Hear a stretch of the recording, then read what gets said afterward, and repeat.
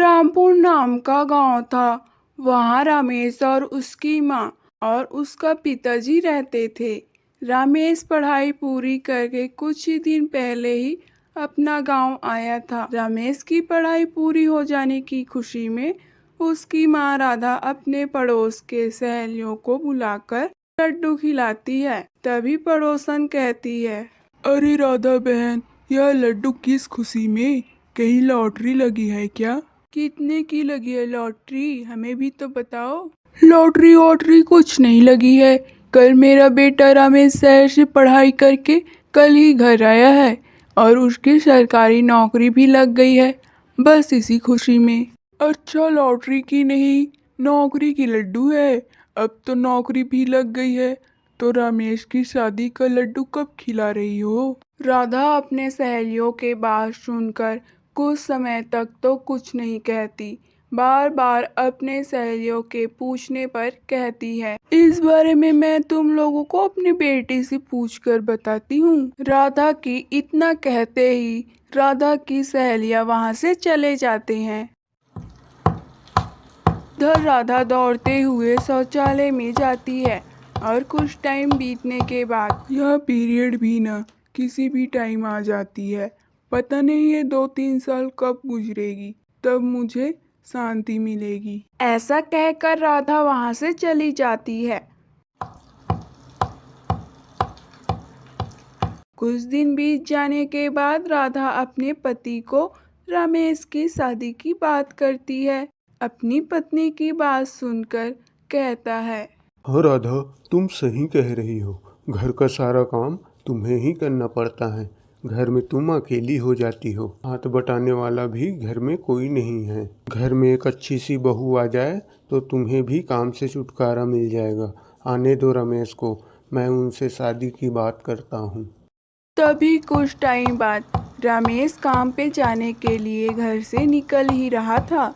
तभी रमेश के पिता रमेश को आवाज देते हैं। रमेश बेटा, जरा इधर तो आना। रमेश अपने पिता की बात सुनकर अपने पिता के पास जाकर कहता है, जी पिताजी। फिर रमेश के पिताजी रमेश को सारी बातें बताते हैं। रमेश शादी के लिए राजी हो जाता है। रमेश की पूरी परिवार लड़की देखने के लिए चले जाते हैं। अपने पिताजी की दोस्त की बेटी को रमेश पसंद आ जाता है और रमेश को भी उनकी बेटी। वह शर्माकर अंदर चली जाती है। मुहूर्त निकल जाने के बाद रमेश की शादी हो जाती है।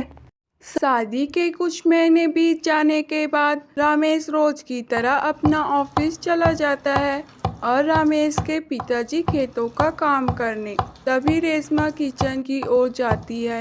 किचन में जाकर देखती है तो किचन में खून भरा पड़ा था। ये देखकर रेशमा चिल्लाते हुए कहती है, अरे यह खून किसका है? इसे साफ कर देती हूँ। ये बदबू कैसी? ओ सासू माँ, कहाँ मर गई बुढ़िया? रेशमा की बात सुनकर राधा जल्दी जल्दी रेशमा के पास जाती है। क्या हुआ बहू, इतना जोर जोर से क्यों चिल्ला रही हो? चिल्लाऊं नहीं तो क्या तेरी आरती उतारूं? ये खून तुम्हारा ही है ना, वो भी पीरियड वाला? पर इसमें चिल्लाने की क्या बात है? या तो तुम्हें भी आता है ना? मैं वॉशरूम गई थी, बस इस वजह से साफ नहीं कर पाई। रेशमा अपनी सास की बातें सुनकर और भी भड़क जाती है। अच्छा, तो तुम्हारा गंदा खून अब मैं साफ करूं? पूरा रसोई घर गंदा कर दिए हो। अब मैं कुछ नहीं जानती। रसोई घर पर पूरे बर्तन को तुम ही साफ करोगी। मैं तो एक चम्मच को भी हाथ नहीं लगाऊंगी। इतना कहकर रेशमा वहां से चली जाती है।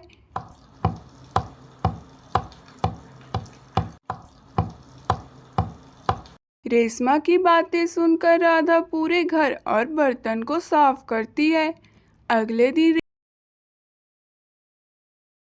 उस दिन से रेशमा रोज घर का सारा काम अपने सास से ही करवाती है। तभी एक दिन राधा की तबीयत बिगड़ने लगती है। हे राम, ये कैसी बहू मिली है? मैं इनके पिताजी से कहूँगी तो अपने दोस्त से बात करेंगे। इससे उनके दोस्ती और रिश्ते में भी दरार पड़ेगी। अगले दिन रोज की तरह रमेश और उसका पिताजी अपने अपने कामों पर चले जाते हैं। राधा बिस्तर से उठ नहीं पाती। ज़्यादा काम करने की वजह से उनको बुखार हो जाता है। रेशमा जब रूम से बाहर निकलती है तो घर का कुछ भी काम नहीं हुआ रहता। यह देखकर रेशमा कहती है, अरे आज बुढ़िया कहाँ आराम फरमा रही है।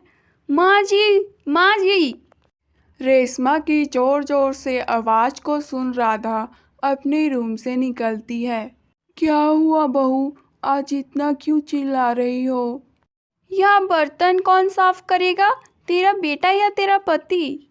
ये क्या कह रही हो रेशमा? तेरी माँ ने तुम्हें बड़ों से कैसी बात करना है यह नहीं सिखाया है क्या? शादी के कुछ महीने तक तो घर का सारा काम करती थी, अब क्या हो गया है तुम्हें? मेरा मन किया तो कर दिया। अब क्या रोज रोज मैं ही घर का सारा काम करती रहूंगी और तुम सारा दिन आराम फरमाती रहोगी? मैं अब घर का कोई भी काम नहीं करने वाली। करना है तो तुम करो, मैं तो चली। पर बहू। बस माँ जी, मैं कुछ नहीं जानती, मैं तो चली। यह कहकर रेशमा अपने रूम में चली जाती है और राधा बेचारी बुखार में भी पूरे दिन घर का सारा काम करती है। इस वजह से राधा की बुखार और भी बढ़ जाती है। अपने बिस्तर में जाकर लेट जाती है। शाम को जब रमेश घर आता है तो अपनी पत्नी को आवाज़ लगाता है। रमेश की आवाज़ सुनकर रेशमा गिलास में पानी लेकर आती है। बाप रे बाप, आज कितनी गर्मी है। आज तुम्हारे हाथ का पानी पीकर सारी गर्मी और थकावट दूर ही हो गई। पानी पिलाया भी कौन? पर रेशमा, माँ कहीं नजर नहीं आ रही है। अरे माँ जी, कहाँ हो? लगता है माँ अपने रूम में ही होगी। राधा अपने बेटे की बात को सुनकर उठ नहीं पाती। उनको बुखार भी था और पीरियड भी। पूरा बिस्तर में हुआ पड़ा था। रमेश अपने माँ के रूम में जाता है। राधा बिस्तर पर लेटी हुई थी, ठंड में कपकपा रही थी।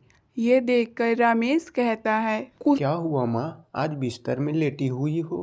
कुछ नहीं बेटा, थोड़ी ठंड लग रही है। रमेश राधा के पास जाकर अपने माँ के हाथ को छूकर देखता है।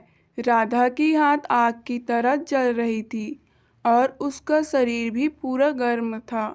यह देखकर रमेश कहता है, अरे रेशमा, कहाँ हो? जल्दी ही माँ जी के रूम में आना। अरे, यह बुढ़िया तो सारी बातें अपनी बेटी को नहीं बताती। रेशमा जल्दी जल्दी राधा के रूम की ओर जाने लगती है। क्या हुआ जी? अरे रेशमा, जब तुम्हें पता है माँ पूरे दिन रूम पर ही है तो एक बार भी माँ को देखने तक नहीं आई। जा जल्दी से गर्म पानी लाना।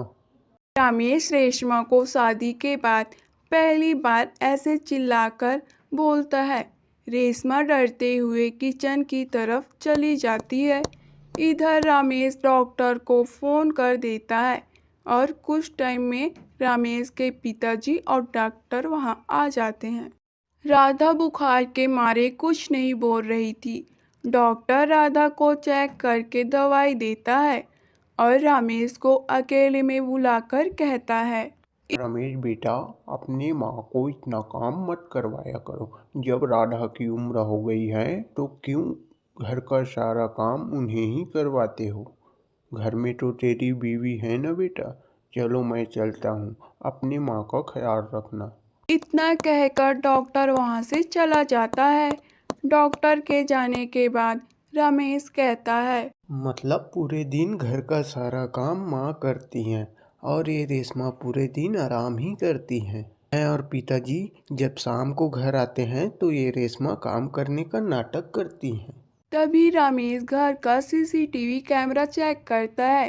रेशमा की सारी हरकतें रमेश जान लेता है। रमेश व रेशमा के घर वालों को बुलाकर रेशमा के किए गए हरकतों के बारे में उनके पिताजी से कहता है। रेशमा के पिता, बेटी, तुमने हमें आज जीते जी मार दिया। अगर ये खुद की माँ होती तो इसे भी ऐसे ही तकलीफ देती क्या? ये भी तो तुम्हारी माँ ही है ना। तभी राधा बिस्तर से उठकर कहती है, नहीं समधी जी, हमारी बहू ने कोई गलत नहीं किया। गलती तो बच्चों से ही होती है। बड़ों का फर्ज बनता है कि बच्चों को माफ़ करना। हमें आपकी बेटी से कोई शिकायत नहीं है। बहू अभी थोड़ी नादान है। राधा की इस तरह की बातें सुनकर रेशमा को बहुत अफसोस होता है और राधा के गले लग जाती है। रेशमा रोते हुए कहती है, माँ, मैंने इतना सब कुछ कर दिया पर आप मुझ पर थोड़ा सा भी गुस्सा नहीं है। मैं खुशनसीब हूँ जो मुझे सास नहीं माँ मिली है। इस तरह रेशमा को बहुत अफसोस होता है और सभी से माफ़ी मांगती है। राधा को बुखार के दिन ही पीरियड आया था। रेशमा राधा के बिस्तर को अच्छे से साफ कर देती है और कोई झिझक नहीं करती। दोस्तों, कहानी अच्छी लगी तो वीडियो लाइक, कमेंट और सब्सक्राइब ज़रूर करें। मिलते हैं अगली वीडियो में। धन्यवाद।